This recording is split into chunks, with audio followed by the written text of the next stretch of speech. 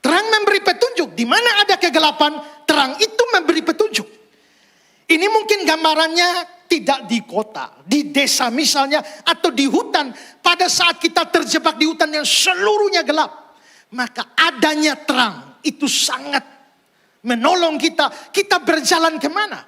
Kita menuju mana? Itu adalah fungsi dari terang.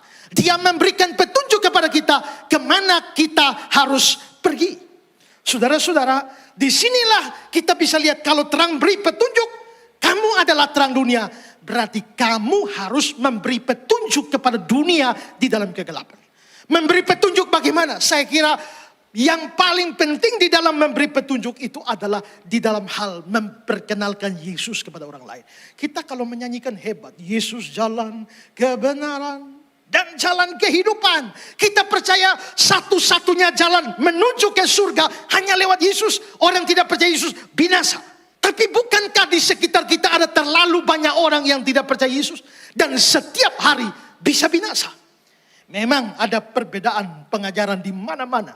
Tapi saya sendiri, setelah saya belajar Alkitab, saya percaya bahwa begitu orang mati, tubuhnya itu kalau mati normal. Tubuhnya di kuburan.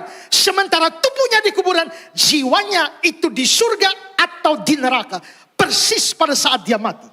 Pada waktu Lazarus dan orang kaya di Lukas 16. Mereka hidup di dunia itu. Lalu matilah orang kaya itu. Mati juga Lazarus. Begitu orang kaya itu mati, dia mendapati dirinya di dalam Hades. Hades itu bahasa Yunani, bisa berarti neraka. Sedangkan Lazarus ada di pangkuan. Mestinya di dada Abraham. Abraham di mana? Abraham di surga. Berarti Lazarus ada di dada Abraham di surga. Orang kaya menderita sengsara dalam alam maut. Aku menderita kesakitan dalam nyala api ini. Hades yang ada nyala api, yang ada kesakitan, apalagi kalau bukan neraka. Berarti begitu mati, orang kaya itu langsung ada di neraka. Tidak arwahnya gentayangan. Tidak ada arwah penasaran gentayangan, tidak ada. Itu hanya si manis jembatan Ancol. Ada arwah penasaran itu hanya ada di Indosiar, tidak ada di Alkitab. Kalau ada yang sampai gentayangan itu roh setan. Tapi orang mati dia langsung ke neraka. Jikalau dia langsung ke neraka, bahwa setiap orang yang tidak percaya kepada Yesus tiap hari mati dan langsung masuk neraka. Tiap hari orang antri masuk neraka. Dan saya selalu bilang bahwa makin kamu ulang tahun, kamu makin dekat lubang kubur. Karena kalau Tuhan jatah kamu 60 tahun mati, waktu kau ulang tahun ke-50, stokmu sisa 10. Waktu ulang tahun ke-51, sisa 9. Waktu ulang tahun ke-55, stok sisa 5. Jadi waktu kamu ulang tahun tuh umurmu tambah panjang atau tambah pendek. Tergantung lihat dari mana. Kalau lihat dari sini 50, 51, 52, 53. Kok tambah panjang ya? Tapi kalau dilihat dari sudut ini 60, maka 10, 9, 8, 7. Makin ulang tahun. Kalau lihat dari sini makin pendek umurmu. Tapi kita kan tidak suka lihat dari sini, suka lihat dari sana. Makanya pakai nyanyi, panjang umurnya, panjang umurnya. Tapi kalau lihat dari sini, mestinya nyanyi, pendek umurnya, pendek. Makin ulang tahun, kamu makin dekat lubang kubur. Makin ulang tahun, makanya saya bilang kamu tuh calon almarhum, calon almarhumah. Saya juga calon almarhum. Itu berarti bahwa setiap ada saatnya kita mati dan semua yang tidak percaya Yesus mati masuk neraka. Nah, kalau kita adalah terang dunia, maka tugas kita ini adalah memberitahu orang bahwa ada jalan keselamatan di dalam Yesus. Dan inilah pemberitaan Injil.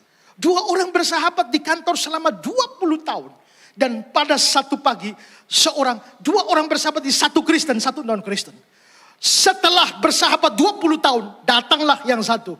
Dia bilang setelah bergaul dan bersahabat 20 tahun, saya tahu kamu sahabat yang paling jahat. Loh, kenapa paling jahat? Karena selama 20 tahun kamu bersahabat dengan saya. Tidak satu kali pun kamu bicara tentang Yesus pada saya.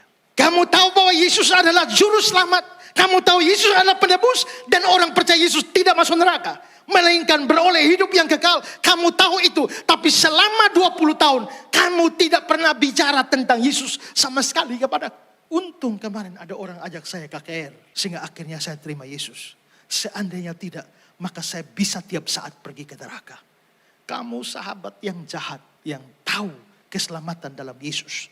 Tapi tidak memberitakannya. Kita hidup Kita menjadi orang percaya pada Kristus, kita hidup di tengah keluarga, tapi mungkin belum semua keluarga kita percaya Yesus. Kita ada dalam lingkungan persahabatan tertentu, tapi tidak semua sahabat kita percaya Yesus. Kita ada di tempat kerja, tidak semua teman kerja kita percaya Yesus.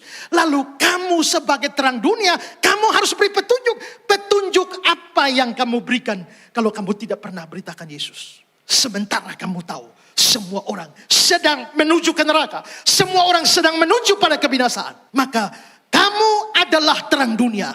Berarti kamu harus belajar bercerita tentang Tuhan Yesus kepada orang yang tidak kenal, sehingga melalui hidupmu dan pemberitaanmu Yesus bisa dikenal. Inilah maksudnya terang memberi petunjuk. Shalom saudara-saudara yang saya kasih dalam Tuhan Yesus. Berkembangnya industri perfilman di negara kita ini itu membawa angin segar bagi banyak pihak, dan juga termasuk di dalamnya adalah Pijar TV itu mempunyai kerinduan untuk memproduksi sebuah film rohani yang syarat dengan pesan Injil maupun juga pengajaran firman Tuhan. Karena itu Pijar TV bekerja sama dengan Yayasan Karya Bakti Esra Soru, juga dengan Gereja GKN Revival, dan juga dengan YGP itu berencana memproduksi sebuah film rohani pada bulan Desember yang akan datang dan diproduksi di Kota Kupang dengan judul Suatu Hari Nanti. Saya sendiri akan terlibat di dalam film tersebut yang mana akan memberikan pesan-pesan rohani apa yang didapatkan dari film tersebut, yang tentu saja syarat akan pemberitaan Injil dan pengajaran firman Tuhan. Nah, untuk melaksanakan ini tentu saja membutuhkan biaya yang cukup besar, dan karena itu pada kesempatan ini saya juga meminta saudara-saudara untuk mendukung program atau rencana ini, rencana produksi film ini, baik melalui dukungan doa dan juga termasuk dukungan dana. Kalau saudara digerakkan Tuhan untuk ambil bagian dalam pekerjaan Tuhan ini, maka di layar saudara itu ada nomor rekening yang tertera di sana.